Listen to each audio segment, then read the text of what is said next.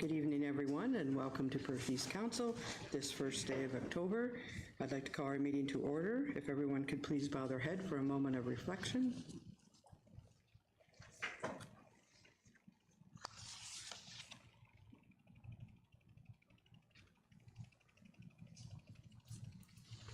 Thank you. If any council member has pecuniary interest, you can declare that now or as the meeting goes along. First, we're going to have a motion that the agenda as prepared for the October 1, 2024 meeting of council of the Township of Perth East be approved as received. Moved by Bob, second by Jerry. All in favor? Carried.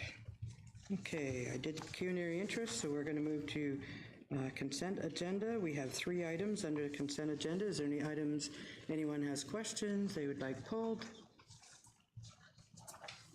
If not, we have a motion that items 5.1.1 to 5.1.3 as set out in the consent agenda for the October 1, 2024 regular meeting of council be received for information, and that the minutes of September 17, 2024 regular council meeting be adopted. Moved by Hugh, second by Amanda. All in favor? Carried.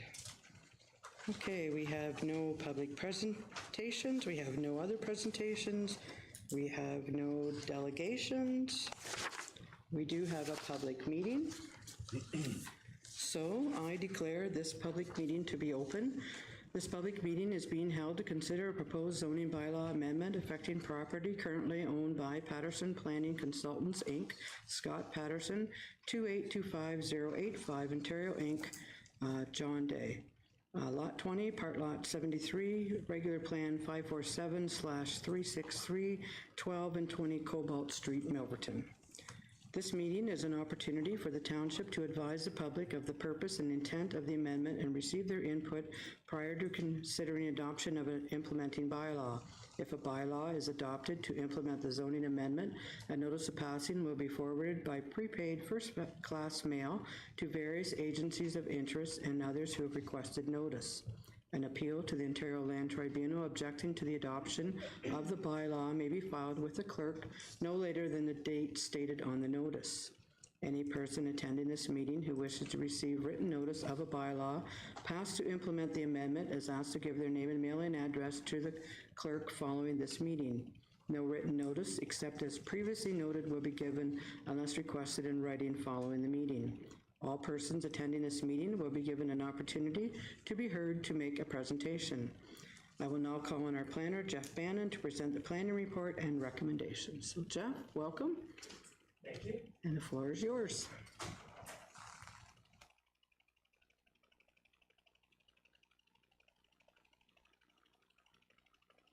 On behalf of 2825085 Ontario Incorporated, have submitted applications for a draft plan of subdivision and a zone change for the lands municipally known as 12 and 20 Cobalt Street.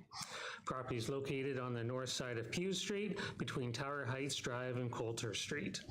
Property is approximately 0.94 hectares in size, and the proposed plan of subdivision would allow for 25 street townhouse dwellings on 7 blocks of land.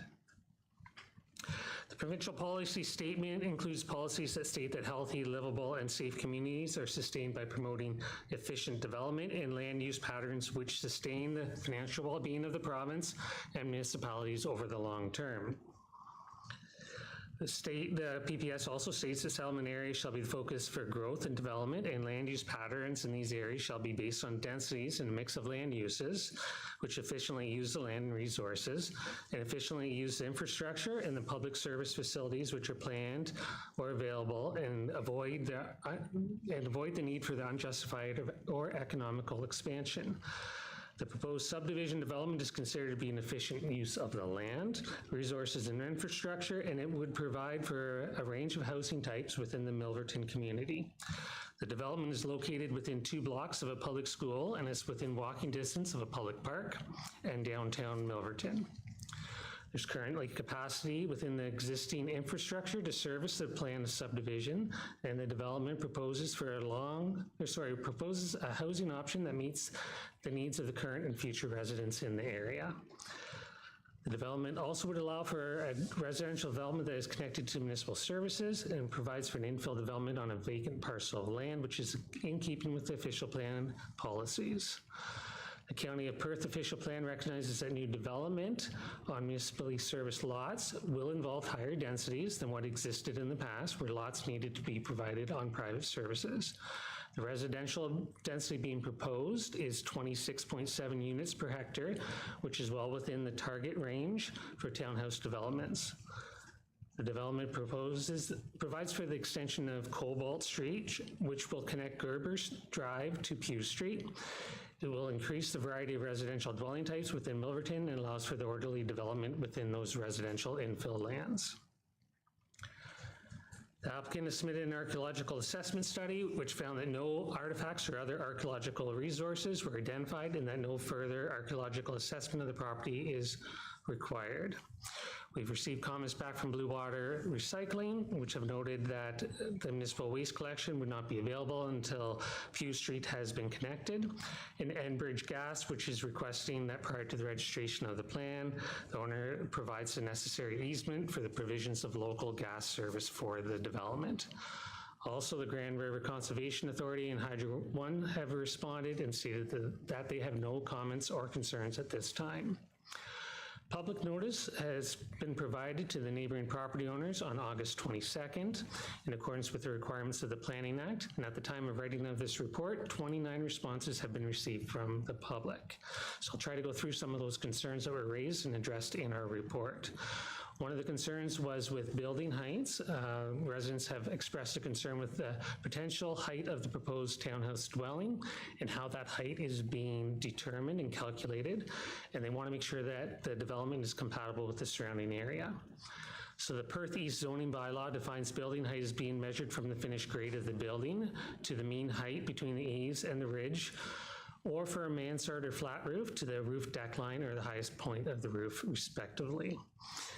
The applicant has requested a reduction in the required building height from 10 meters to 1 to 2 stories.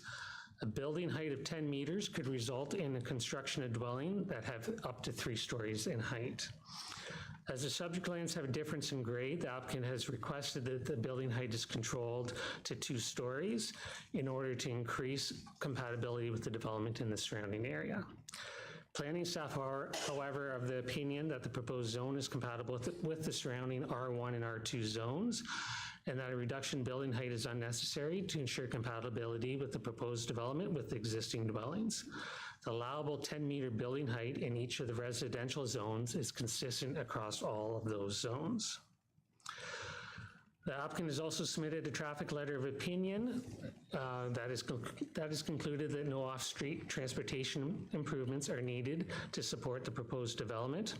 The additional 25 townhouse units are not expected to create concerns with traffic or cause concerns with the safety of pedestrians in the neighborhood. The public has identified a concern with the amount of noise that will be generated in the vehicles and the additional residents. The proposed residential density is within the targeted densities of the County of Perth official plan. Subject lands are located within the service settlement area and are intended to be developed with residential buildings. The development is not expected to result in excessive noise in Milverton. The provision for a mix of residential dwellings will help the County of Perth reach density targets in the official plan, and it makes for an efficient use of the land, reducing the overall agricultural loss in the county. The proposed townhouse units will also contribute to the mix of dwelling types in Milverton, and by allowing for higher densities in areas where they're intended, and which can support the residential development, it contributes to a more complete community and prevents additional sprawl into prime agricultural areas. Subdivisions that include increased densities provide for additional residents that are able to support local businesses, and if local businesses can develop and grow, that creates additional jobs that are created and that are in close proximity to those residential subdivisions. There's a concern with reduced setbacks and the privacy that result from that. So the reduced interior north yard setbacks that are being requested allow for townhouse dwellings with similar interior side yard setbacks as the adjacent lands. The requested relief will continue to provide for adequate space for access to those rear yards, for building maintenance and buffering from those residential neighboring properties. With respect to the request to the reduction in the overall building height, staff are of the opinion that the proposed building height in the R3 zone is consistent with permitted heights in surrounding properties. The reduction in the required lot frontages is not expected to be noticeable along the streetscape, and the applicant has not requested any rear yard setback reductions that would impact or could impact the privacy of the adjacent properties. If council has a concern with the amount of on-street parking being available, a condition could be added to the draft approval conditions that includes a requirement to complete a parking plan that may result in the twinning of townhouse dwelling driveways. So planning staff are satisfied that the requested reduction in the frontage and rear yard depth will continue to provide adequate space for proper grading, drainage, parking, and landscaping and buffering. In regards to snow removal and garbage removal, the Township of Perth East will provide for snow removal within the plan of subdivision. The density of the development is not expected to create any additional concerns with snow removal. And the development would result in a road configuration that will improve snow removal in the area within the surrounding areas, as the development of the land would eliminate the dead end on Cobalt Street South and will allow for traffic and plows to travel through the new road connection. In regards to drainage and servicing capacity, the applicant has submitted a functional servicing and stormwater management report in support of the applications. A condition of the planned subdivision approval would require that a detailed engineering design will be required to be approved as part of the plan of subdivision. The Manager of Public Works has confirmed that drainage can be accommodated within the subdivision plan, and there's adequate servicing capacity in place for the proposed development. In regard to student accommodation, the applications have been submitted to the public and private school boards. Planning staff have not received any concerns resulting from the circulation regarding an inability to accommodate new students from the development. Environment and loss of mature trees has been raised. The subject lands are not considered to contain a woodlot, and there is no zoning bylaw protection to the removal of trees on the property. A condition of draft approval has been included to require a tree preservation plan to be submitted as a requirement, and it may include the provision for replacement trees or compensation to the Township of Perth East. The proposed zoning that includes reduced yard requirements, lot frontages per dwelling unit, and increased lot coverage provisions are intended to allow for a more compact development that meets the minimum density targets in the County of Perth official plan. As part of the requested zoning provisions, the applicant has requested that the maximum building height with the development in order to increase the compatibility with the surrounding neighborhood. With the draft zoning bylaw that has been submitted by staff, we have not included that height restriction. The zoning bylaw provides for the provision of 1.5 parking spaces for each townhouse dwelling unit, and the bylaw recognizes that required parking spaces for single detached and 1 unit of semi-detached dwellings do not need to be independently accessible. The proposed development would require a total of 38 parking spaces to be provided, and although each townhouse dwelling unit provides for 1 parking space in the driveway and 1 in the garage, the parking spaces are not independently accessible. So staff have requested that a zoning provision be included in the request to allow for parking spaces to be provided in tandem for each townhouse dwelling unit, which is similar to how we would address it for a single detached or a semi-detached dwelling. Planning staff are recommending that the zoning bylaw not including special provisions in required building height. The proposed development provides for adequate rear yard and side yard setbacks to the adjacent residential dwellings, an allowable building form between the single detached dwellings and the proposed street townhouse dwellings that are compatible with the neighborhood.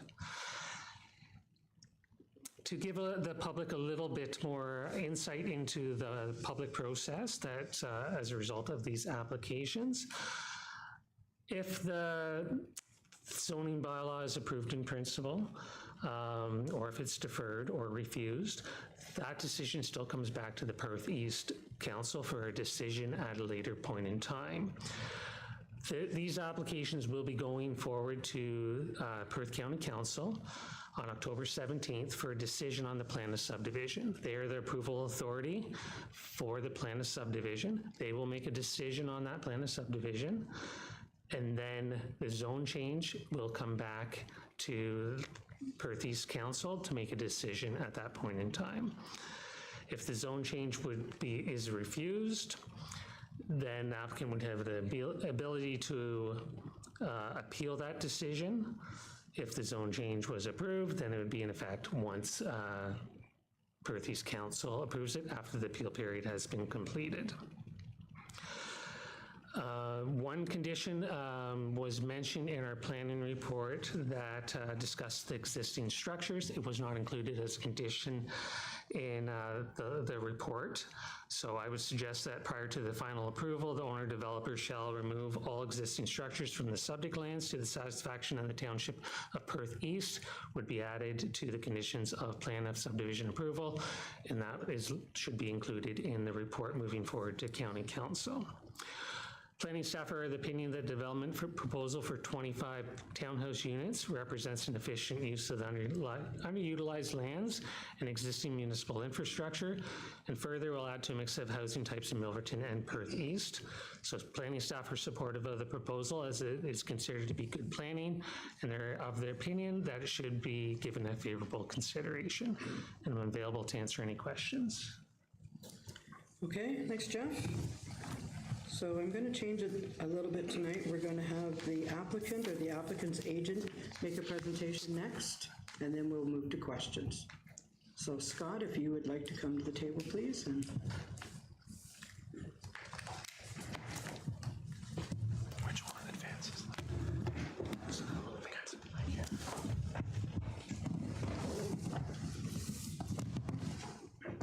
Good evening, Your Worship, members of council. My name is Scott Patterson with Patterson Planning Consultants. I'm here this evening regarding 12 and 20 Cobalt Street on behalf of 2825085 Ontario Inc.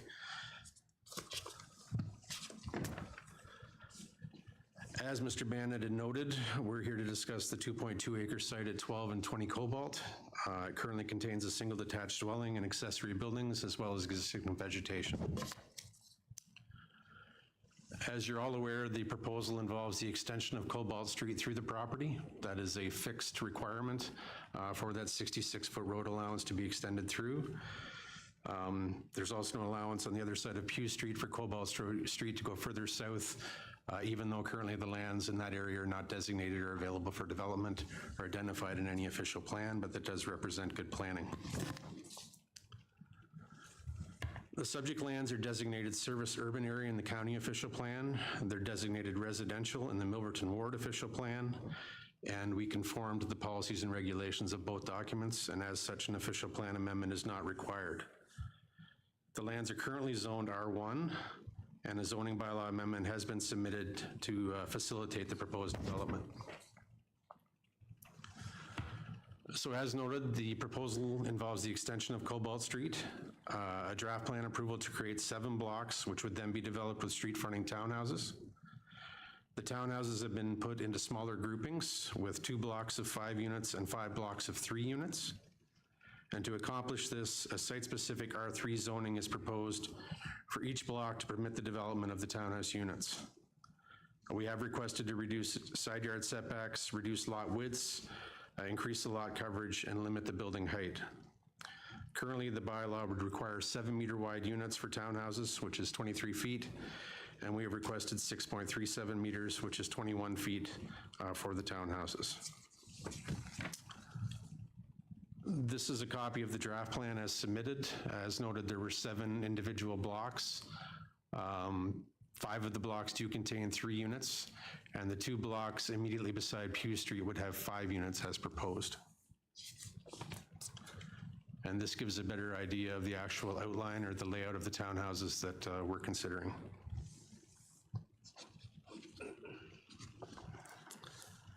As part of the materials that I submitted in support of the application, we did include conceptual building elevations for what is being proposed. So for the 3-unit blocks, this is an example of what would happen or what could be constructed on the lots. The reason for the stagger in the roof line and the elevation is just due to the grade of Cobalt Street. We're fully expecting that we'll need step foundations or some other mechanism to address that grading concern going across the property from north to south. As of right today, under the R1 zoning, a 10-meter building height at 1.5 meter interior side yard setback could be constructed.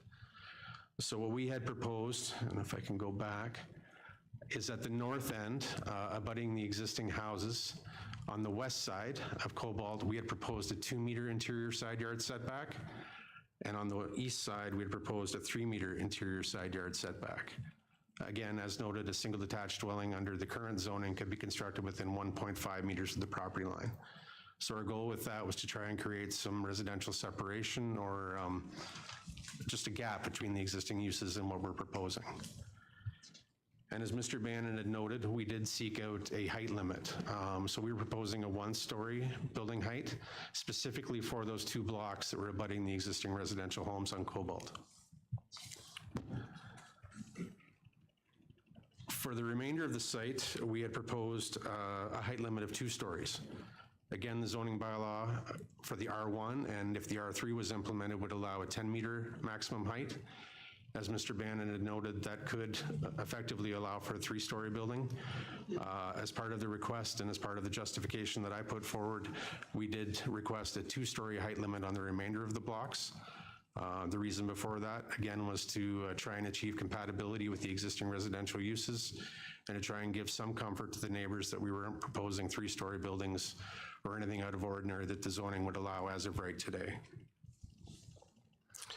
All of the units would be further subdivided via future part lot control applications. So each of the townhouse units would be on its own block and be separately conveyable, transferable to individual owners.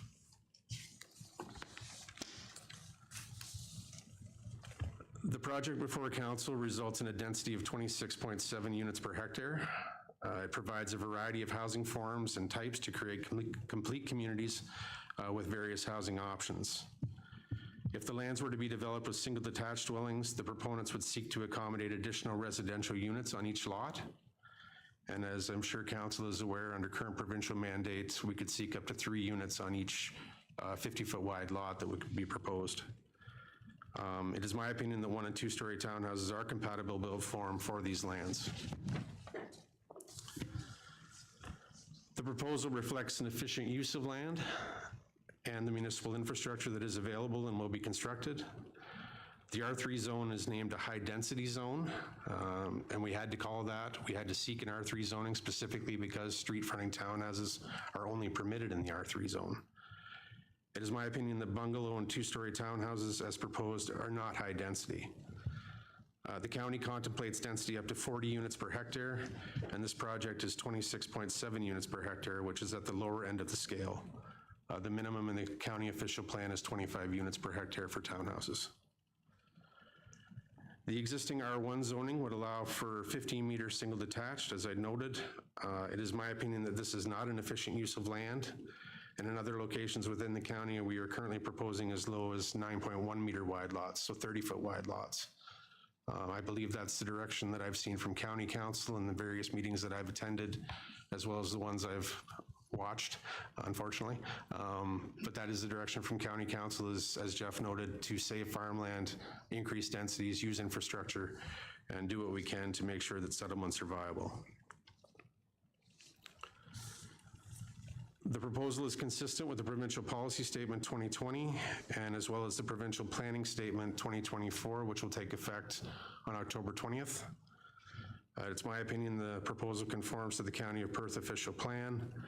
It conforms to the Milverton Ward official plan, and I would ask council to support the zoning bylaw amendment in principle at this time and endorse the draft plan of subdivision and the conditions of draft approval, which will be forwarded to the County of Perth for final consideration and approval there. We have reviewed the staff report. I had provided comments to Mr. Bannon, primarily the one condition that he noted that was missing.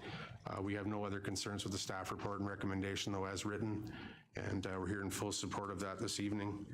And I am available to answer any questions that council may have. Okay, thanks, Scott. First, we will hear from the audience, Okay. and then we will move to council. So, is there anyone present who wishes to make a presentation or speak in opposition of the application? Now, we do have several of you registered, so the ones that are registered, I'm going to call out your name. If you would come up to the desk, give us your name, your address, and then once we're done, I think we have 2, 4, 6, then we'll open it up to the floor. If there's other people that wish to speak as well, you'll get that opportunity. We ask that you don't keep repeating the same things over and over if that's possible. So the first person on my list is Jason Ensinger. I'm sorry if I pronounced your names incorrectly. If you'd come up and give us your address and your name.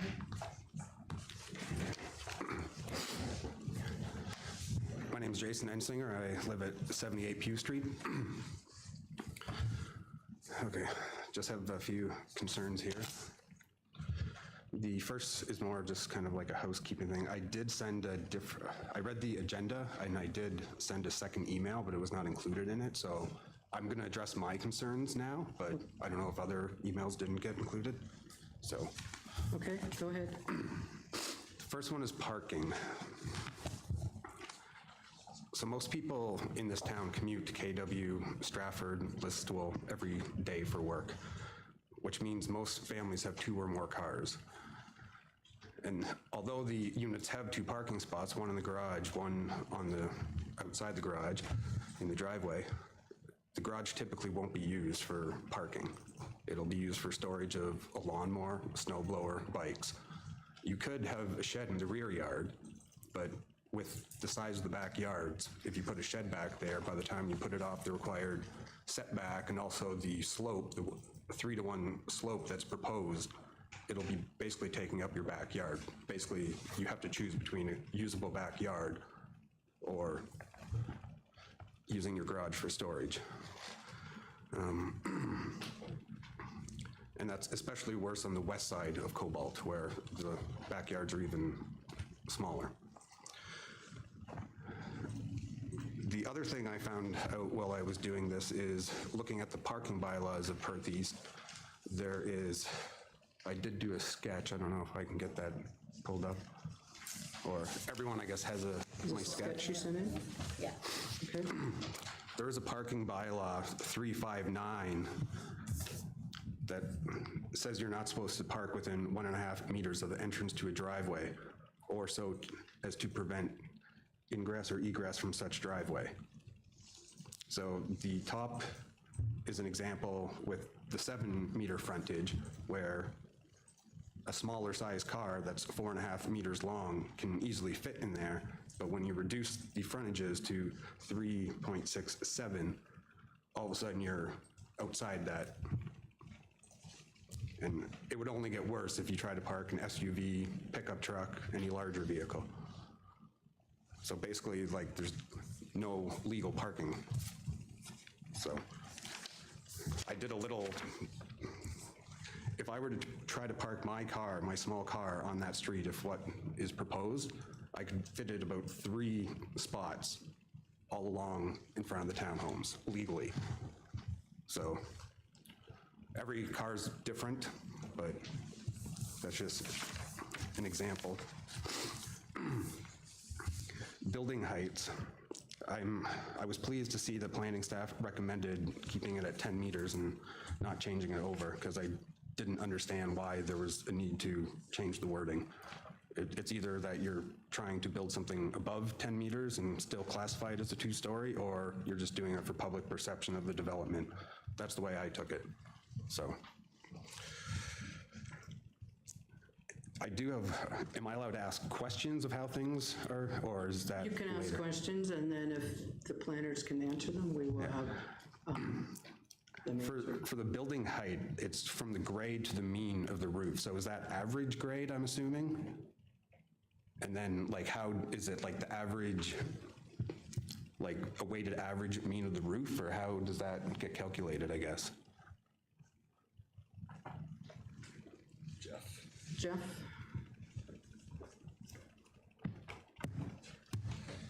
Through the mayor, yeah, so it's not defined in the zoning bylaw how it's calculated. My understanding is it would be an average grade. And my understanding from the developer is the reason why they were trying to specify stories is because there's such a large difference in the grade that they only want to put in 2 stories. But they thought that instead of trying to figure out exactly what that height would be on those lots that have the difference in grade, it was easier to deal with it through 2 stories. So you do need to get a 2-story development. And I don't think that there's any concern with them building within the 10 meters. They'll be likely well under that 10 meters, but their intention was to try to make it more appealing to the surrounding neighborhood and adjacent residents. Excuse me. Okay. All right. My next concern is block 4 and 7, the exterior side yard setbacks. The proposed ones would be approximately 2 meters in front of the adjacent homes. So that would mean the end person's backyard would basically be almost 1/3 in front of my house that's adjacent to it.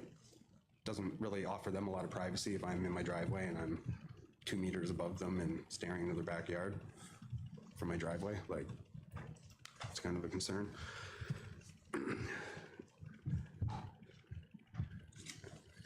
And with the proposed grading, I noticed that the existing grades that are along my property line at the back of block 4 are listed at 1 meter lower because the grading on that side of my lot has not been finished yet.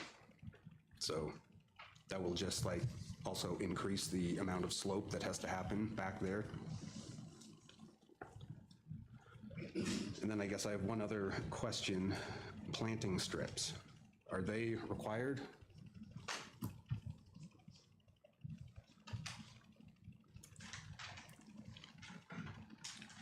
Through the mayor, I'll just double check that quickly. I think it's 14.212.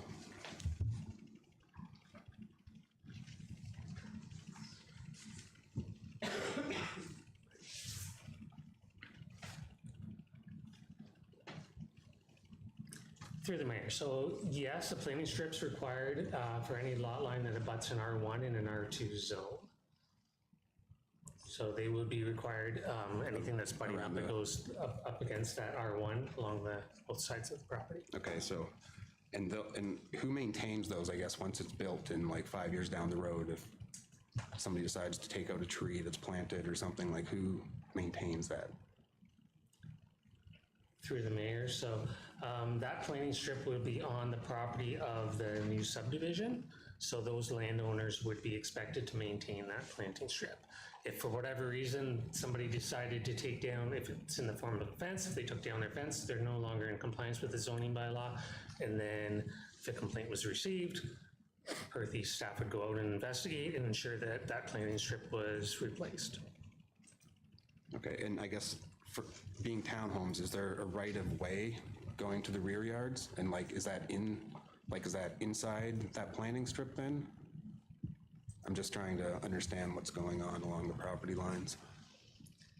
Through the mayor. So typically what happens is when you're developing townhouses, they'll put an easement along the outside of the property boundaries of each block to give them access to the rear yards of each of those lots. So basically it goes around on both sides of the property to the back, and the whatever dwelling units in the middle, they wouldn't have an easement over top of the land because it's their land, and then every other property would provide an easement. It would be planting strip and then the easement and then the backyards. They would have to provide access. So if there's a planting strip, whatever that form is, obviously you can't walk through the middle of the planting strip. You're not going to walk through a bush or through the fence. So they'd have to provide access to the back of the property on the other side of that. Okay. It might not be on the entire, like if the planting strip's 1.5 meters in size, a portion of that can still give access to that land, right? You wouldn't have to provide beyond that, but you have to give enough room to get to the back of the property. Okay. I guess I'll just wrap things up here for my portion. I would prefer if this stays in R1 or R2, like probably most of the people here, but I also understand the push for higher density and housing options. So if rezoning to R3 does need to happen, I would like to see the number reduced to 15 to 18 units. And I'd like you to consider not approving the building height change, the lot frontage to stay at 7 meters on the exterior side yards, and the lot frontage to also stay at 7 meters, just for, as I demonstrated by my sketch there, the parking would be hard to fit in if the frontages are reduced. It would basically, any car parked on there that's not a Honda Fit would basically be illegally parked, so Okay, thank you. that is everything. Okay, next on my list is Joe and Dorothy Lease.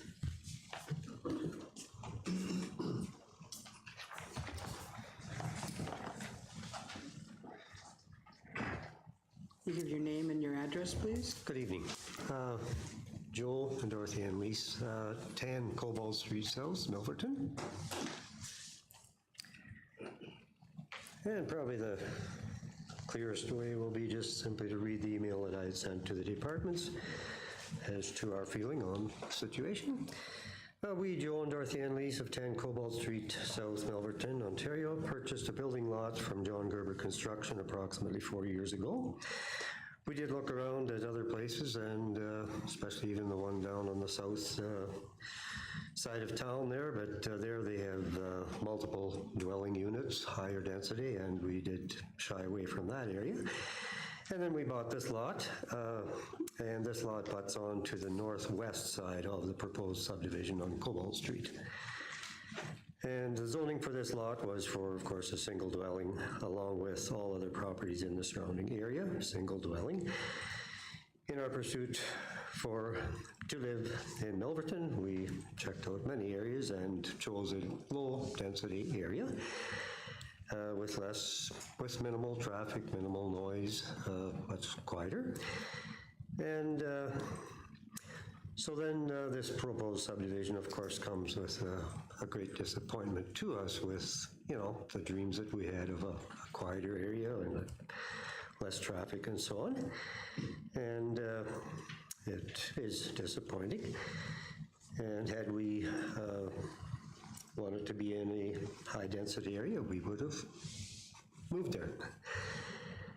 And one other thing would be which I suppose would have given us comfort in purchasing the lot that we did, not knowing what would happen with, the rest of that land that's in proposal now, was that there was one building lot directly south of ours, zoned the same size, single dwelling, and so on. This now, I understand, is part of the proposed subdivision, and totally discarding any previous zoning and requirements.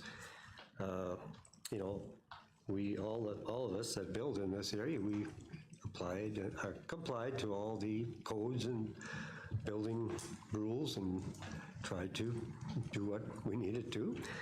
And now this comes along, and we were required to have 100% brick on the building, and I don't know what these townhouses are going to have, but it does come as a disappointment. But we do appreciate the officials of Milverton, and really appreciate what you do for this town. But we would request that this proposal could be reduced drastically, or even that it could remain as a single dwelling area. So, thank you. Okay, thank you. Council does have copies of all the letters that everyone sent in, just so that you know we have read them in advance. So next we'll move to Peter Whitthorpe.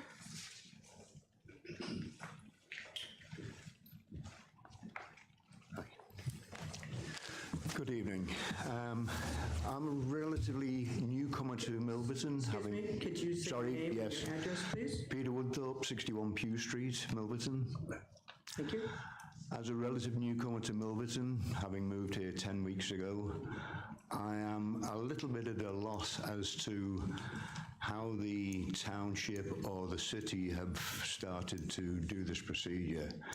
From my understanding, this particular area has been zoned R1 for at least 20 years now, the subdivision is probably 90 to 95% complete, and now there is a small parcel of land that has come up for sale, and the only way they can put in the units required is to change the zoning, not from R1 to R2, but to R3. I just don't comprehend how the planning department can appreciate what they're doing to the community, and I have no problems with expansion, and I also know that the government legislation has changed recently with they want higher density property to bring house prices down. But when you have property that's, I don't think anybody has moved to Milverton because it's high density. I think they moved here for the attractive part of the countryside it's in, for the quality of houses that was being built. And the builders up to present time have been restricted to an R1 zoning, which really has stopped them from making as much money as they possibly could have done if it was zoned R2 or R3. The only benefit I can see to anybody right now is possibly to the township and to the builder itself by allowing it to go to zone 3. And I don't think that's a worthwhile proposition. I would like the planning office to give me the reasoning why they should suddenly decide that it's a good idea to put 25 properties on a very steep inclined lot where most of the properties around them are bungalows. If the proposal does go through, it will certainly affect the people who have bought property before now, and their house prices will suffer for it. And I don't think the township should allow it to go ahead. And that's me personally. So I would like to ask David what the planning department thought was a good idea. Jeff. His name's Jeff, sorry. Sorry, yeah, Jeff, sorry, Jeff. Okay. Jeff, do you want to answer that? Sure, through Mayor Agates. So we're governed by the provincial policy statement, which is a provincial guideline policy that governs all development through all of Ontario. And then we have our Perth County official plan, Milverton official plan, and then the zoning bylaw. So it's all those layers of policies and documents that are in place that govern how development occurs. The provincial policy statement is supportive of intensifying uses and intensifying densities in settlement areas. And from that, our official plan and the Milverton official plan all support this type of development where the densities have been increasing. You did mention that policies have changed. They have recently changed through like the provincial policy statement that is now allowing you, and the provincial government that's now allowing you to do additional dwelling units within single detached dwelling lots.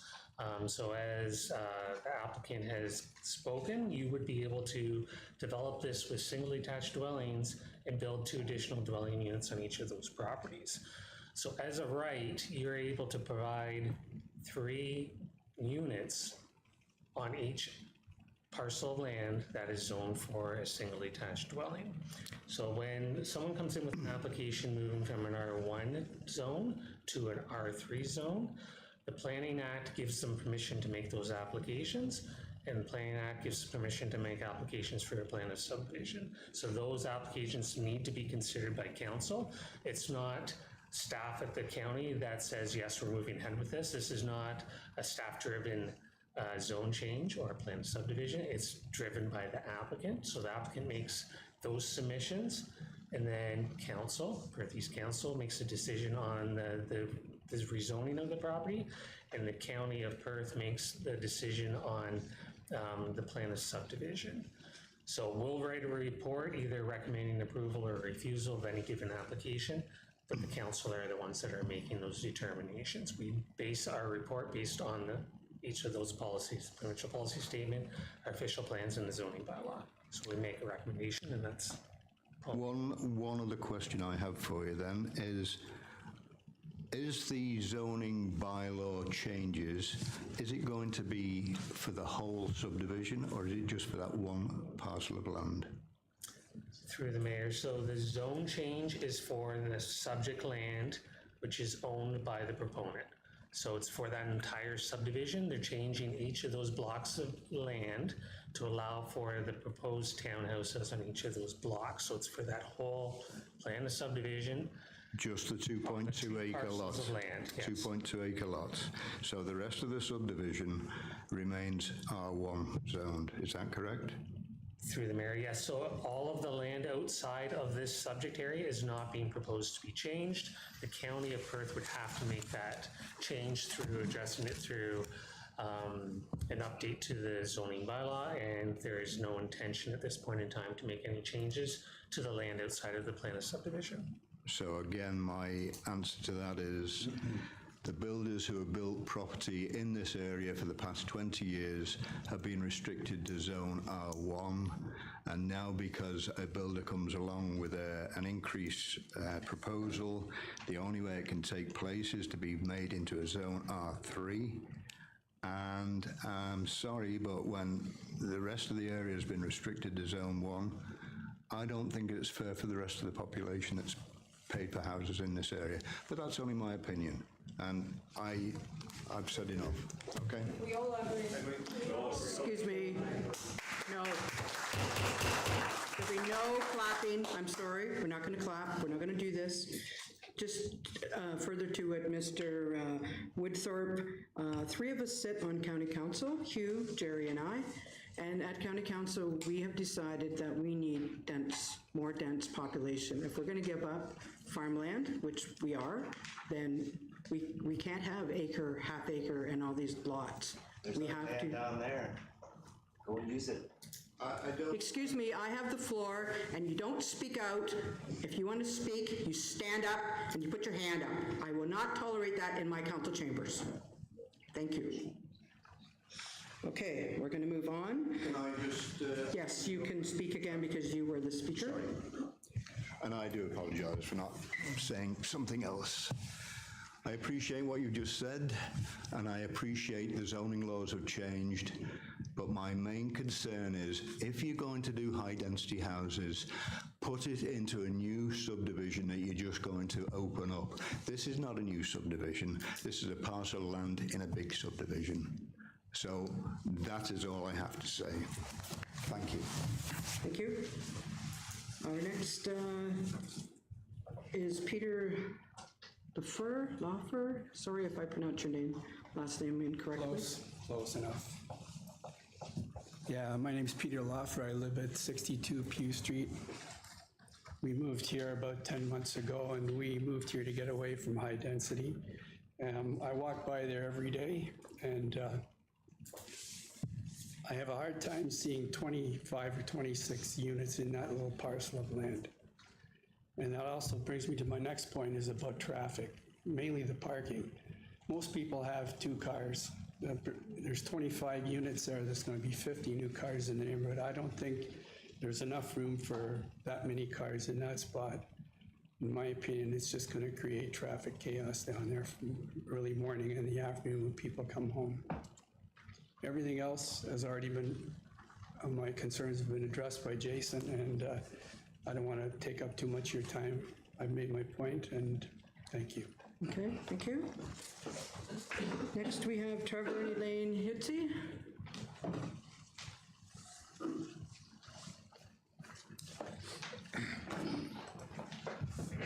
Hello, my name's Trevor Yitzke, and I live at 11 Cobalt Street South.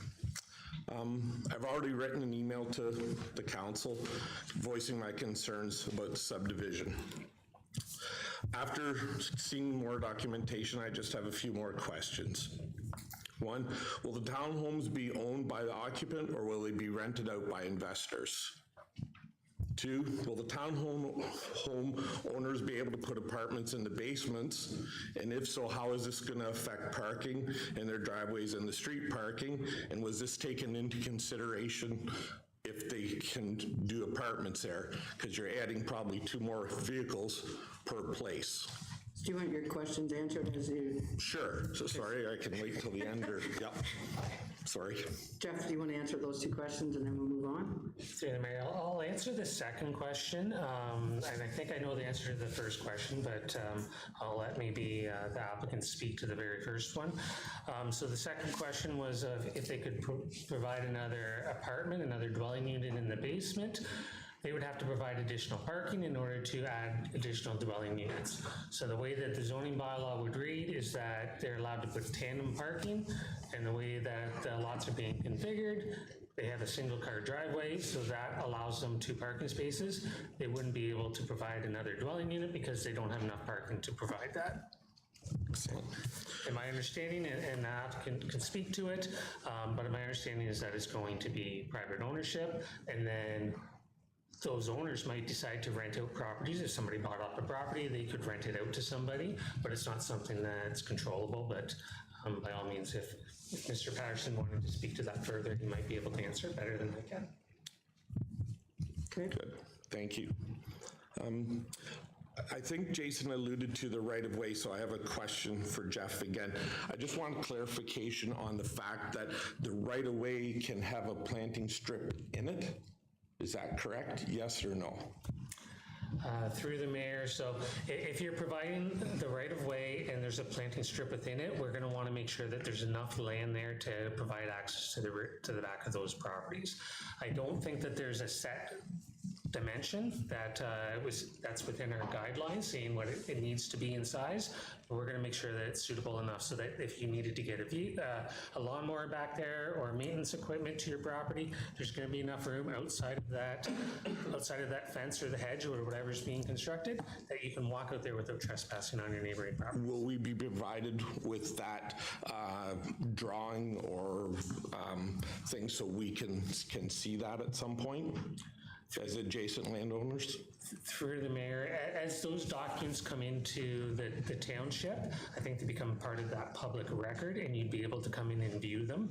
The plan of subdivision itself is not a public process.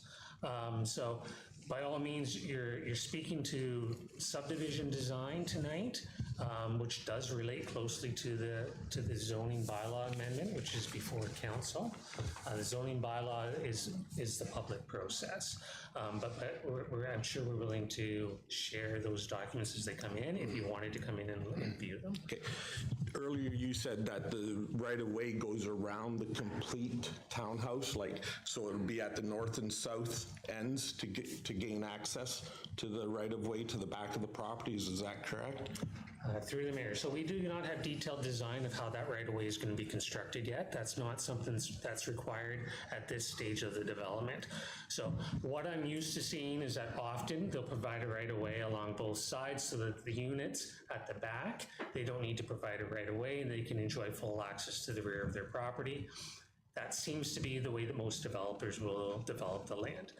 Doesn't mean that it has to happen that way. If they wanted to bring a right-of-way along one edge of the property line and bring it across the back of all of those properties, that's an option.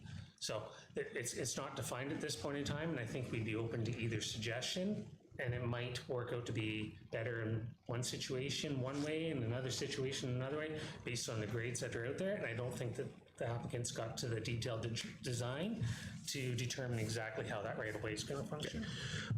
Question, when was a traffic study done? What time of year? Do you have a date for that? Because I just want to make a comment on that. I hope it was done the months when school was in, as the traffic in this area is much different from September to June than it is in the summer months. Through the mayor, I'm sure the applicant could answer the question better than I can, but I'm more than willing to pull up the traffic study to see if I can pull those numbers for you. Scott, do you know when the traffic study was done offhand? I don't know the date offhand. If Jeff can look it up with the submission date. Okay, Councillor Smith found it. Jerry, do you want to say it? January 17th, 2024. That's the date it was done. It's in the report. Perfect. Because the traffic will be considerably different there once that street is open, because that will become a funnel for people to come down to the school, because they go straight on and then turn left because you can't drop children off on the other side of the road. So the traffic will immensely increase on that street from the subdivisions up above there on Pew Street Extension. The other one is just kind of a statement. I don't understand why the R2 zoning was bypassed and not looked at this for this development. There are no other R3 zones in this subdivision. There are other subdivision developments that already have R3 zoning in Milverton, to my understanding. And I think that this would be much better suited to finish this subdivision with homes similar to what already exist. I understand that this development on the piece of land in question, and I understand there will be development of this piece of land in question. I don't deny that, and I'm not naive. Being in business, I understand that the developer is looking for the return on their investment, and I feel that their return on the investment of 25 units is not correct. I think they should be in R2 zoning. I get it, they have to make money on their investment, I understand that. I think it's just to the extreme.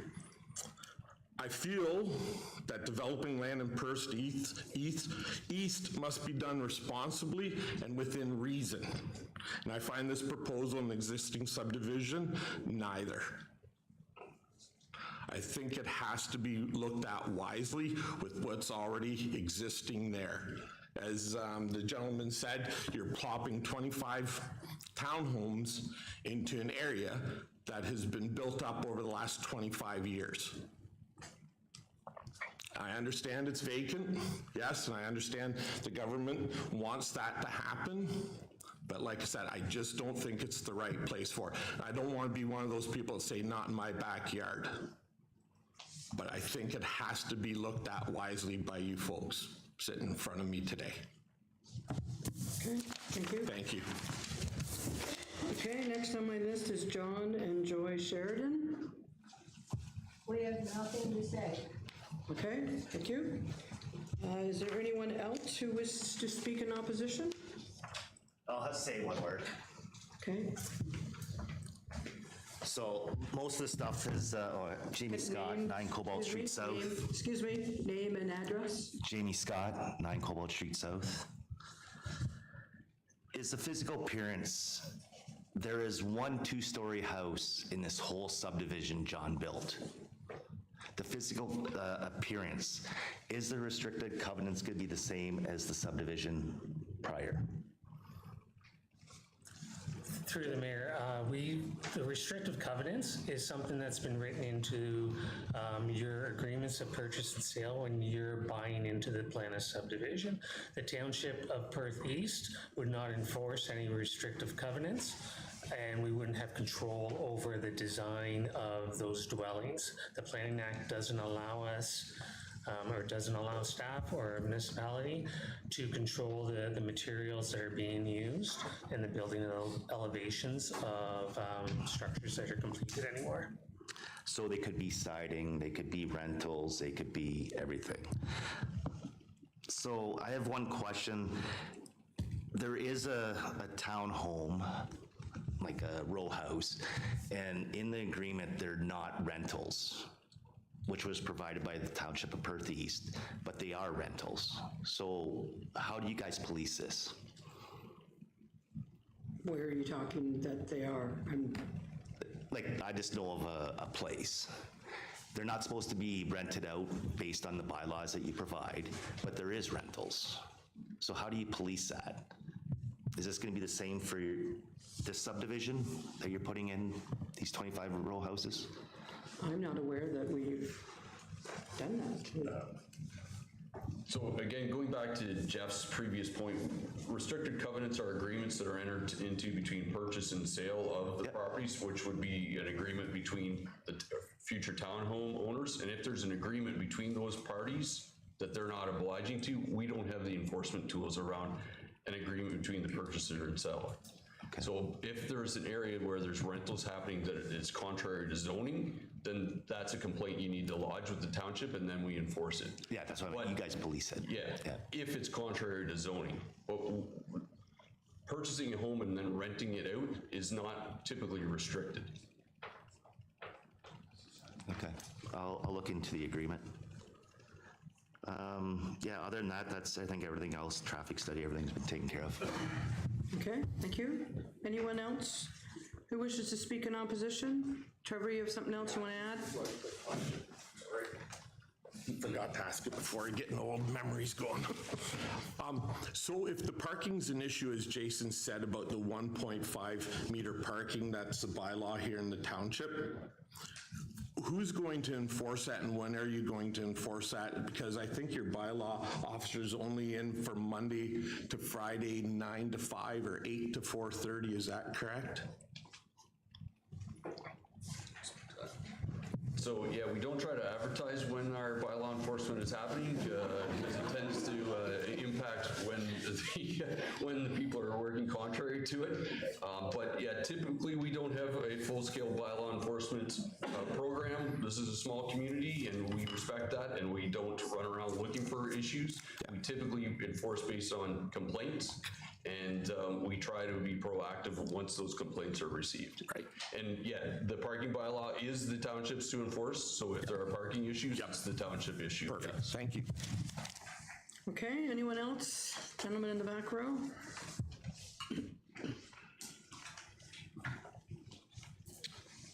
Hi, my name is Doug Biesinger. I live at 16 Jolene Court, Milverton. While I'm not opposed to development, one thing I would like to say is if the council does approve an R1 to R3 change, I would strongly urge that you do not approve the special requirements for all the changes in setbacks and area coverage. That only serves the developer's profit and it does not serve the town. So that's all I have to say. Okay, thank you. Anyone else wishes to speak in opposition? No? Okay, I have to ask this one. Is there anyone who wishes to make a presentation or speak in support of the application other than the applicant or the applicant's agent? Seeing no one. Okay, we're going to go down to, are there any questions from members of council? Jeremy? Jeff, you referenced in tandem parking a couple times. And can you explain that to me? Because I don't know what that is.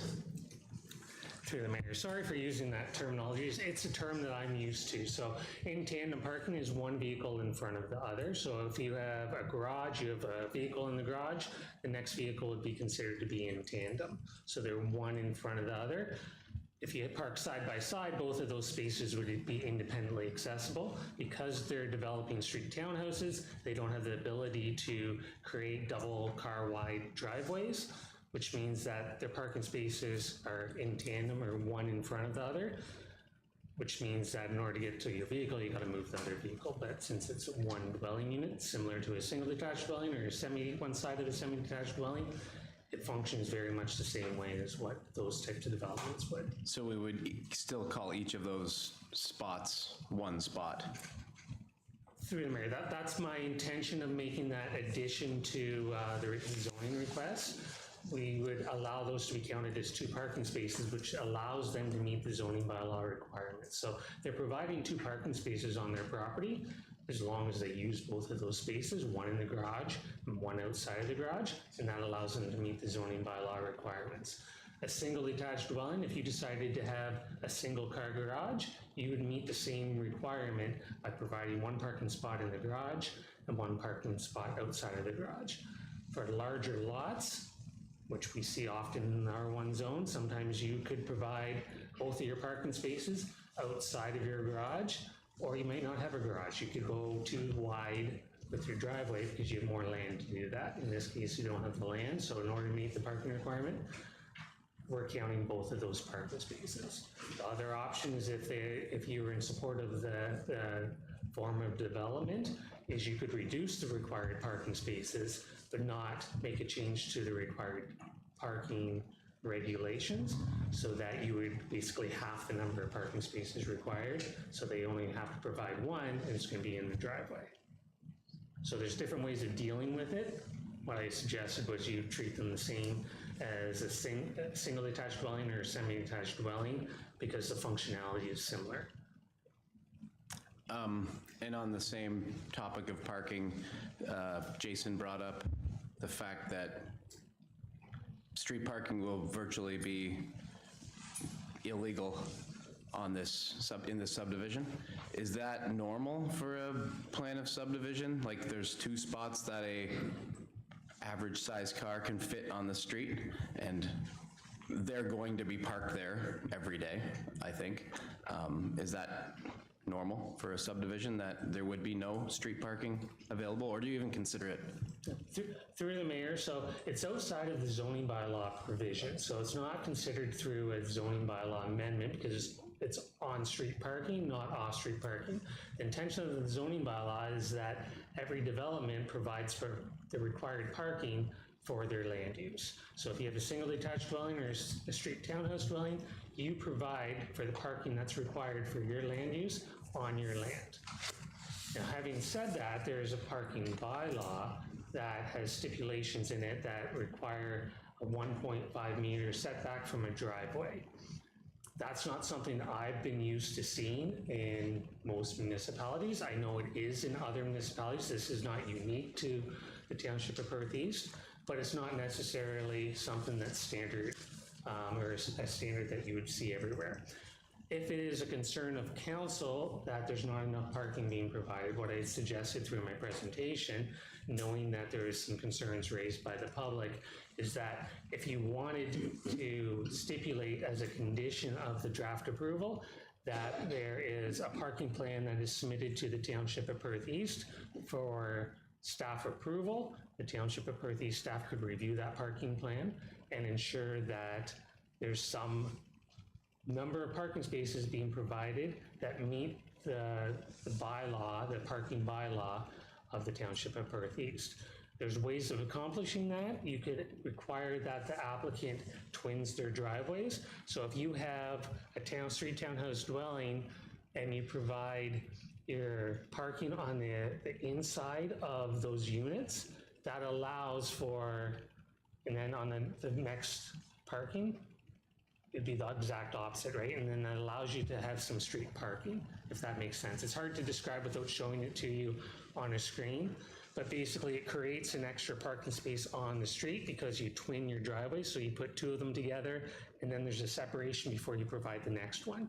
So instead of allowing them to all have their driveways on the outside of their units, you make them put some of them on the interior of the units, provides on-street parking, and then you have your driveways, and then you provide on-street parking. So it gives some on-street parking for the development. So there is a potential to request that, or as a condition of approval for the county for them to deliberate on. Okay, Hugh? Yeah, most of the people have already raised a lot of the concerns I had, but there was one, I'm not sure if the people are here, but there were people who already raised concerns about the stormwater management plan and the fact that they're not in this, they're not by this development, but they're already having problems with water. I believe on 73 Regan Street and someplace else, they wrote letters to us complaining about water problems already. So my concern is that the stormwater management plan is either going to help everybody manage their water, or that at least that this plan is not going to make other people's problems worse. And it sounds like that at some point in time, the water's actually going to be going down Cobalt Street. Through Mayor Agate, so I think Jake's able to comment on this also, but basically the applicant has submitted a stormwater management plan showing how that the water can be handled on the property. The intention of the development and our intention is that we wouldn't make any existing conditions worse. So if anything, it's going to improve the area, and that's something that would be reviewed by our engineering consultant to ensure that any stormwater that hits that area is going to be the exact same as what it is now, how it's being treated, or improved. You wouldn't make things worse. So if there's other situations in Milverton where we're experiencing concerns with stormwater management, if we receive complaints, we go to investigate those and see if there's been changes being made to the approved grading plan or changes being made to properties where it's creating problems in the area. But without knowing the details of each of those individual situations, I think it'd be difficult for staff to comment on the lands outside of. But what I can tell you is that the subdivision is not intended to make it worse, and that's what our consulting engineer would be reviewing to make sure that that's not the case. No, I did read that, and there was on page 343 of our, 215 of the stormwater management, there's soil volatility organic compounds, and it was interesting that the result was 172%, but the limit is 50 to 140. So could you just tell me what soil volatile organic compounds are? Through the mayor, I don't think I can adequately express, or I wouldn't be able to give you a professional opinion on that. I think that's something that we could discuss with our engineering consultant to see if that is a concern that we need to address or not. I just don't have the expertise to give you a proper response, and I wouldn't want to mislead you in any way. Nope, I was rereading it again today, and I just seen that the numbers were different than for what they like to be in. And I will echo that sorry, I forget your name already, it's old age, that you talked about the parking, and I thought doing a parking study in January is really not the best of time to be doing a parking study, especially if it's a place that's going to be a connecting link, especially to a school.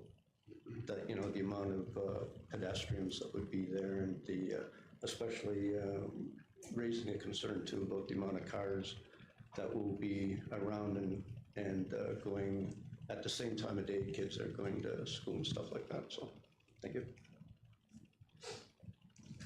Okay, other questions? Amanda?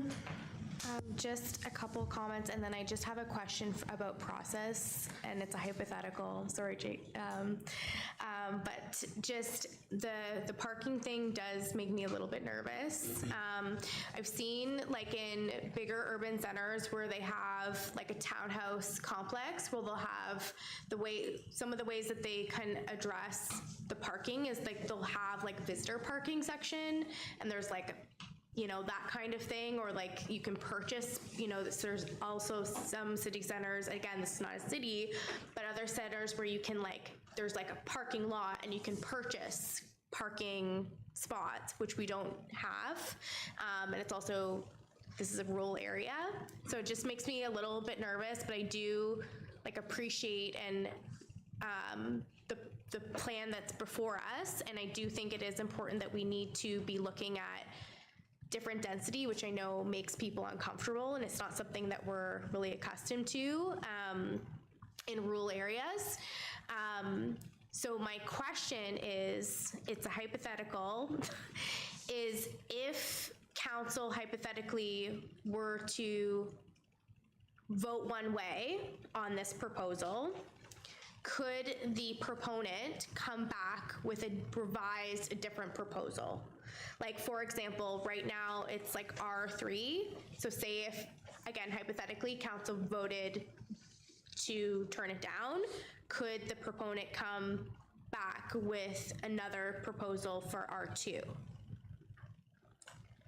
Through the mayor. So we're getting stuck on R2 versus R3, and I think a lot of the concerns that are being raised is because the way that they're termed in the zoning bylaw, it says medium density is R2, high density is R3. So if you take the titles away from those zones, basically the way it works is R2 allows for certain forms of development, like semi-detached dwellings. I think there's multiple dwellings that are allowed in there, like a triplex, that sort of development. The R3 zone allows for other types of development, which allows for a street townhouse.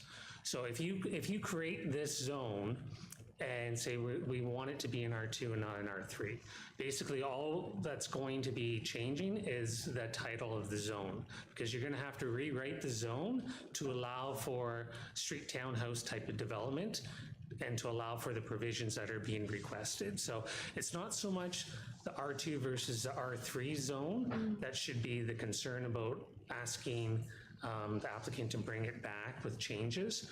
I think what you need to consider is the zoning provisions that are being requested, and not try to get stuck on whether it's an R2 or an R3, because like an R3 development, it says it's high density, but if you look at all other official plan density targets and stuff, it's not considered to be high density. A street townhouse is not a high density development. It falls under the medium density. And when we're looking at the densities that are being proposed, it's at the low end of the medium density. So I wouldn't consider it a high density zone. And that might be something we want to consider looking at when we do updates to the zoning bylaw, is to take away some of those titles that are included in the Perth East zoning bylaw, where we call an R1 zone a Milverton low density. You should be allowed to have an R1 zone in a spot other than Milverton, and I'm sure it's being contemplated in other settlement areas. So it should be just considered a residential R1 zone, and you shouldn't consider an R2 zone as being a medium density or an R3 as being a high density. We might want to look at the terminology that we're using for those zones. No, that's helpful. Thank you, Jeff. It would probably be good to look at the terms, because I do think, like, from the outside, it is a bit confusing, like even just like hearing about it tonight. But like, can I ask my question in another way? So if council were to vote one way at the, like, say if we were to reject the proposal currently in front of us, does that like prevent the proponent to come back again with a revised proposal? Like, I don't think it does, but I just want to confirm, like, what would I just want to make sure I'm understanding the process for decision-making tonight, because there is a lot of concerns, and I'll be honest, like, I'm kind of torn. Like, I hear what people are saying, but I also would like to see like housing in the spot, because I do think it's important and there is a great need. So I'm just trying to understand like the process, just so that I'm crystal clear, because I've made that mistake before in something else, and I voted on something and I couldn't come back. There was no other way for it to come back. So I just want to make sure I understand that. Through the mayor. So there's different ways of dealing with it, which I'm sure you're well aware of. You can approve it, which is not what we recommend doing at this point in time, because the subdivision hasn't gone to the county council. Right. Our staff recommendation is approval in principle. So you'd approve it in principle, stating that when it comes back in front of Perth East Council, the intention is that you're going to approve the bylaw that's recommending approval of the zoning configuration that's in conformity with the proposed plan of subdivision.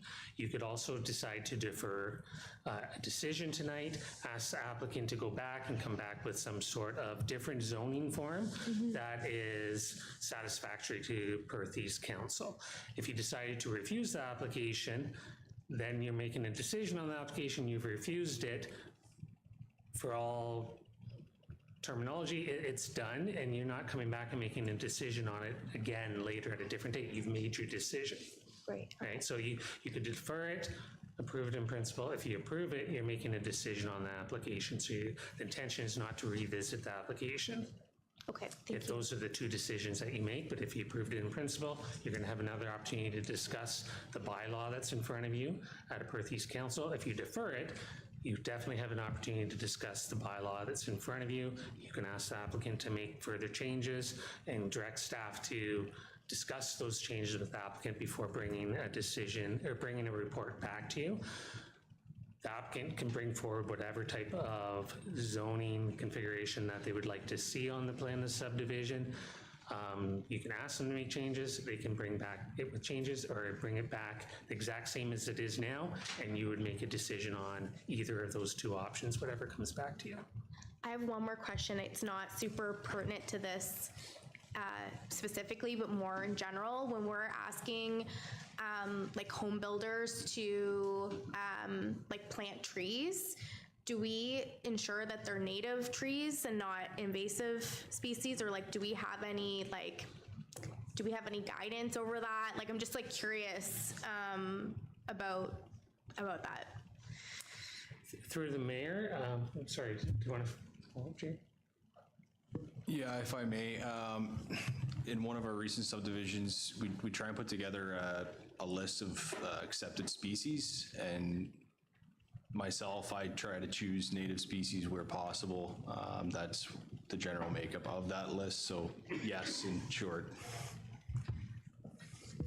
Okay, Bob? I'm going to direct my questions to you, Jeff, and I'm referring to page 30 on our agenda tonight. So obviously the application is designed to maximize revenue, and we all know why that is. But in this example, there are a tremendous amount of amendments. Block 1 from 40% lot coverage to now 53, that's not a minor change. Even the changes of interior side yards from 6 meters to 1.5. If this was on a block or 2 blocks, might be acceptable, but this is laughable that the developer would propose this many changes in amongst the community that they're proposing to develop in. It doesn't fit at all. The parking is non-existent, to be honest, right? We all know people are gonna have more than 2 cars. So you're putting that burden on the township. So can you explain why there are, on page 30, so many amendments, and then there are no lot coverages in blocks 6 and 7? That percentage seems to be missing, which I didn't notice before. So dealing with page 30, Jeff, please. Through the mayor, so the applicant is proposing changes to the existing R3 zoning as it's written in the Perth East zoning bylaw. So in any case where you don't see a provision like under block 6 or block 7 where it's not talking about lot coverage, it's because they're meeting the provisions in the R3 zone, so they haven't asked for any changes to be made. With the lot coverage. With the lot coverage, yeah. So anytime you don't see a provision listed in the proposed zoning bylaw or that's included in the report in their request, they haven't asked for a reduction, so they're able to meet the zoning bylaw requirements in the R3 zone for that form of development within that block. Now, just to continue on with, well, block 1, that's a very large change from 40 to 53, and then all the other side yard changes that are going down to 1.5 meters. From 6, that's a really extreme change. Okay, so through the mayor, again. Do you want to do it, or do you want Mr. Patterson? Sure. Thank you, Your Worship, for the opportunity. So the R3 zoning that's in place and being discussed tonight is from a 1999 bylaw. I don't know if we can put back up the concept plan or the layout of the subdivision or the townhouses from my presentation, but basically the way the bylaw is written today is that you need an interior side yard setback of 6 meters. So if I put a block of townhouses here and I want to put another one beside it, I have to have 12 meters between those 2 sidewalls under the existing zoning. That's 40 feet of unused space that could be used for housing. So our request was reduce it down to a 1.5 meter side yard setback for this townhouse block, and then for the one beside it, reduce that 6 meters down to 1.5 meters. That's common in just about every zoning bylaw that I work in, and it's a discrepancy that I believe exists in your bylaw that would be a very inefficient use of land. So that request may seem excessive when you look at just the numericals, but when you look at the implications of having 40 feet between townhouse blocks, it just doesn't make sense. So that's why we requested what we've done. The increase in lot coverage for blocks 1 and 5, I believe, that you've noted, was strictly on the basis that those are bungalow units. So we've proposed, again, to provide bungalow units 1 story next to the existing houses. If we reduce those down to 2-story units, we could probably meet the lot coverage. So there is a context or a reason why I asked for the things that I did based on the bylaw in trying to facilitate the specific proposal before you. Some of those are strictly related to bungalows. Some of them are related to the 2-story units. And some of the setbacks I requested a reduction in simply because, no offense to the township, I believe your bylaw is out of date and results in inefficient land use. So from my perspective as a planning consultant and looking at other zoning bylaws and things like that, I tried to implement policies and regulations that are applicable in other municipalities and that are reflective in other zones within your bylaw that makes sense. For a 2-story residential single detached, you need a 1.5 meter side yard setback. So I carried that forward to a 2-story townhouse, that a 1.5 meter setback would be appropriate in that location as well. Does that help with? I know you may still have concerns, but I just wanted to explain that the 6 down to 1.5, there was a method to the madness, so to speak. No, thanks for the explanation, Mr. Patterson. I guess it makes sense on paper for a development in a different type of neighborhood. This is an existing neighborhood where you're going to now cram in as many units as you can to maximize profit, and then when it comes to putting a new roof on 10 years from now, you won't be able to get into the backyard, right? I know that's how we build things and we don't ever think of the future, but it just seems to me that if you're going to want to fit in the neighborhood and want this application approved, you would try a little harder to make it fit with the neighborhood. You've heard lots of comments from people, we've seen lots of emails, and none of this really makes a lot of sense when there is no parking available. You could take a block and provide parking if you really wanted to, instead of asking the township street to hold the parking, right? I don't think you've tried at all to appease the township aesthetics of a typical decade-old, 2-decade-old subdivision. I understand why you're saying, you know, we're maximizing this, and I understand the province wants this, and I fully understand that the county wants this, but if this was in a vacant parcel land, it would be 100% normal. In this neighborhood, I don't think it appears to fit. So when you've got block 1 covering 53%, that's a little excessive. The others, 42, 43, sure, that's fine. But there's a lot of amendments that I just don't think are gonna sit too well with the community.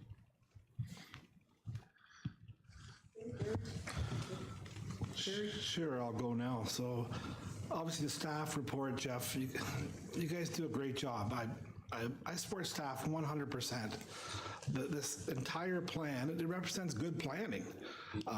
And the concessions that the developers made, the height, they're great. That's what we want to see.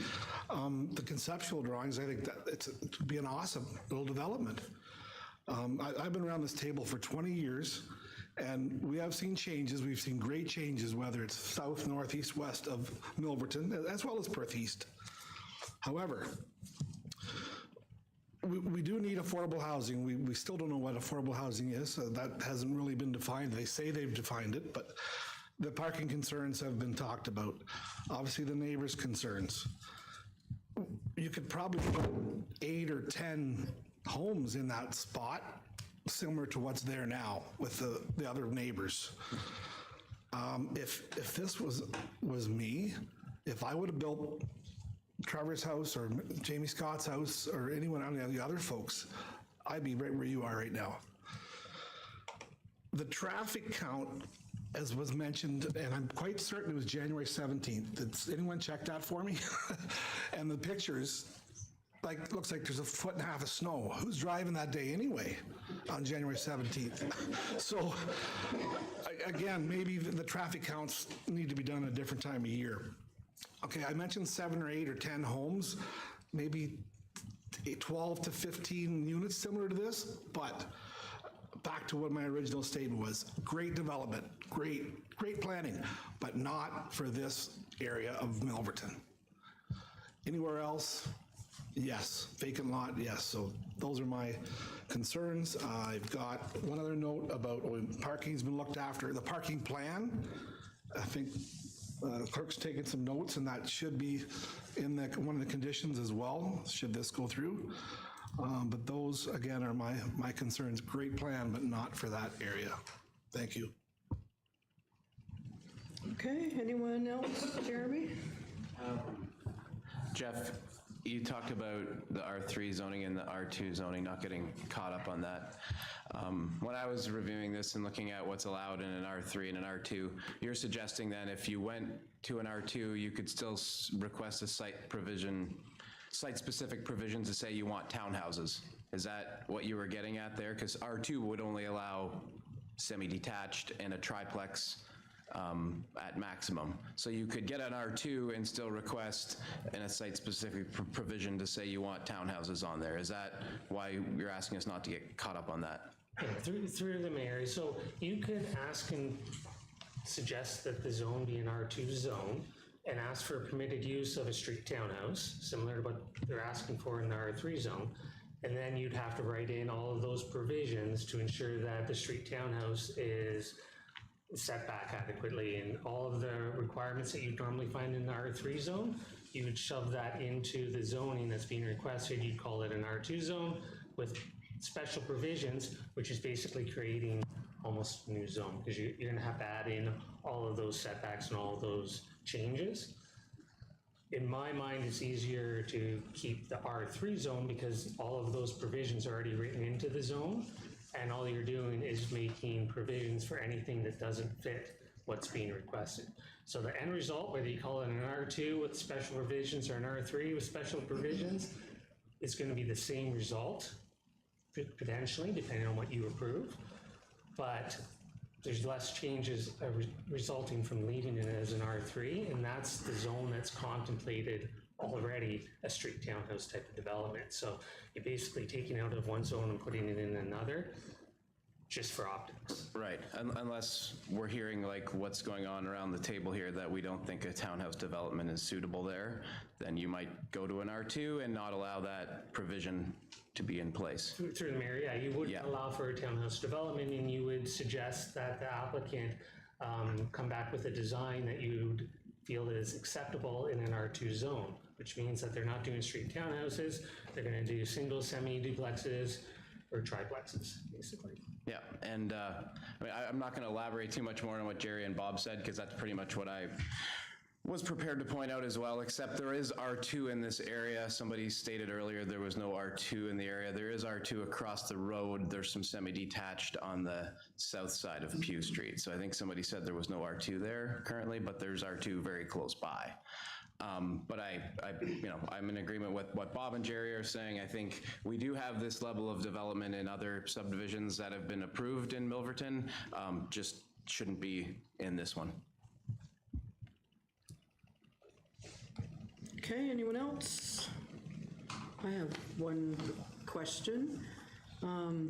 The parking, we've talked about the parking several times tonight. So there is a development similar up in Mitchell. So on the one side of the road that there's no sidewalk, is there provisions that those could go in a little further and two cars could park? There could be three cars in, one in the garage and two in the driveway? Or how small is that going to make their backyards? Thank you for the question. I was thinking about that when we were talking about the parking. So the front yard setback requirement in the R3 zoning right now is 7.5 meters, I believe, unless Jeff tells me I'm wrong. So we have shown the townhouse units at the 7.5 meter setback. In order to accommodate two additional cars and keep them on private property, we'd have to push those units 11 meters back in, so another 3.5 meters, I believe. Some of the units do have excessive backyards. I think I calculated that the setback to the east is roughly 60 feet from the back of the units, and the setback on the west side, the rear yards for the most part, would be about 13 meters. So the requirement is 7.5. If your question is, could we push the units further into the lots to create private parking on the lots themselves? Yes. Theoretically, yes. What you're doing, though, is increasing the cost of asphalt, increasing the servicing lateral costs, things like that, and you're creating, you're pushing the units further back towards the neighbors, and you might be... Well, I realize that you give up one thing to get something else, right? So if you want an extra parking spot, that's what you have to do, but I realize you're going to push it back closer to the people behind, too, as well. Yeah. But that was just a question that I had. Hugh? Just a quick question.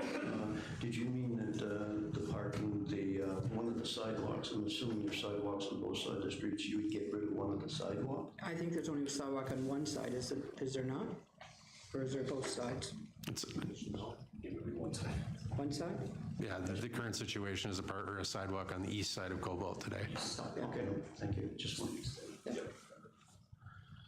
Okay, I seen a gentleman in the audience. I know we've already allowed if with council's permission, we'll let him ask his quick question and then we will move on, so. You want me to come up there? Yes, please come up, give your name and your address. Okay. My name's John Day, and I am the developer builder. I just wanted to announce that I am here and I listen to all of you. And I've been the owner of Apple Homes for 25 years. We build in the small towns only. And we're currently in Tavistock. So we build, I've been there for 25 years. And we pride ourselves in building better than average homes.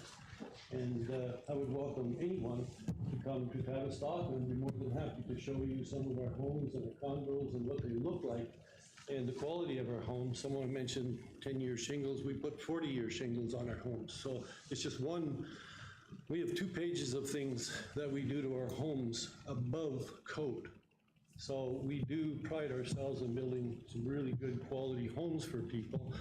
And I really appreciate what everybody has said here because it helps me work with Scott.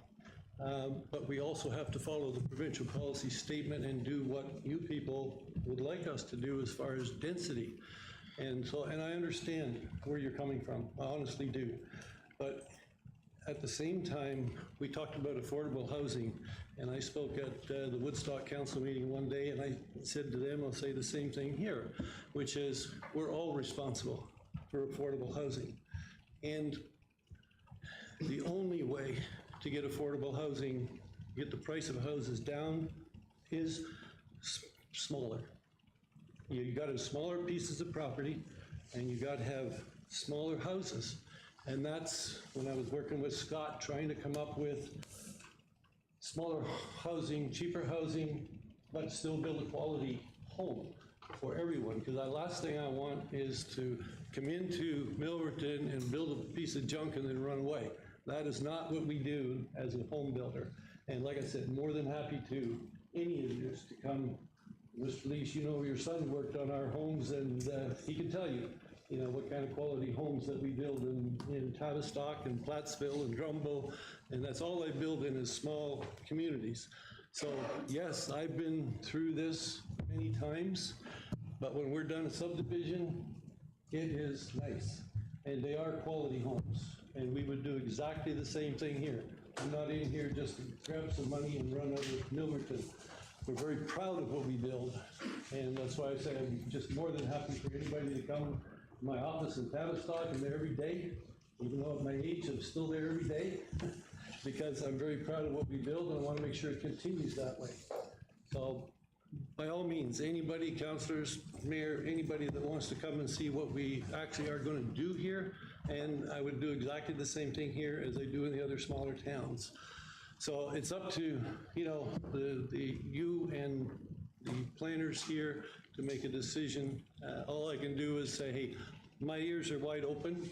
I want to make sure that we don't have unhappy neighbors to the very best that we can, and that, that's why we did the bungalows next to the ones that own on Cobalt Street.